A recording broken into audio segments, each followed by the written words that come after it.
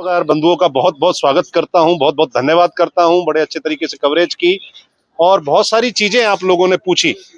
एक प्रश्न जो मैं ये कहना चाहता हूं, आपसे भी मेरा प्रश्न है कि जब इनको महिला बिल पेश करना हो तब सारे सांसद इकट्ठे हो जाते हैं, जब कसाब की फांसी रोकनी हो तो सब सुप्रीम कोर्ट पहुंच जाते हैं।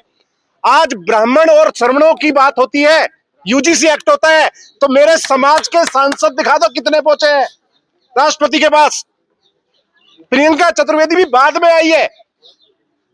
मैं ये क्वेश्चन पूछ रहा हूं अपने समाज से, मुझे लेना देना नहीं है, हम किसी समाज के विरोधी नहीं है। मैं तो सीधे सा 180 सांसदों से क्वेश्चन कर रहा हूं कि मेरा ब्राह्मण आज उत्पीड़न में है, कितने सांसद पहुंचे राष्ट्रपति के पास कि बिल बनाओ उनके पास, उत्पीड़न बिल दीजिए। जब इनको दलित बिल, जब इनको महिला बिल देना होता है तो 239 है, 500 सांसद पहुंच जाते हैं।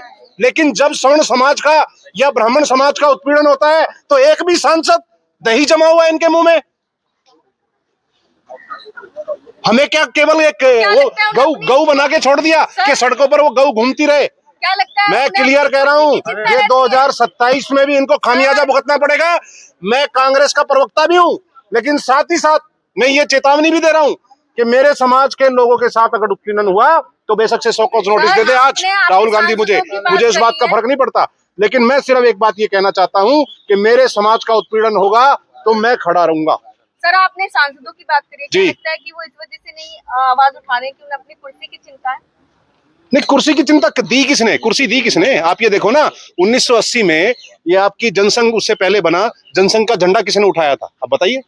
स्वर्ण समाज ने उठाया था ना। भाजपा का झंडा किसने उठाया था? स्वर्ण समाज ने उठाया था ना। और 4 लाख से ऊपर जो राजनाथ सिंह की कंस्टिट्यूएंसी है, ब्राह्मण है वहां पर, पता लग जाएगा 2029 में। गाजियाबाद के ठाकुरों ने तो कह दिया है, 120 ठाकुर गांव है वहां पर, कह दिया ठाकुरों ने आ जाए आपकी बार वोट मांगने के लिए। इनको पता लगेगा ये जो बात कर रहे हैं ना, अगर एकजुट नहीं हुए हम, लेकिन फिर मैं अपने समाज को भी चेता रहा हूं कि अगर हम आज एकजुट नहीं हुए, आज हम लोगों ने एक गांठ नहीं बांधी तो इनको सबक नहीं सिखा पाएंगे। आपका नाम? क्यों नहीं हम दीपक गौड़ को जिताते वहां से? मैं तो बिल्कुल क्लियर नाम कहूंगा। जिस आदमी ने हमारे लिए लड़ाई लड़ी, हमारे ही अखिल भारतीय ब्राह्मण महासभा के कोई प्रोडक्ट है, वो क्यों नहीं आता आगे?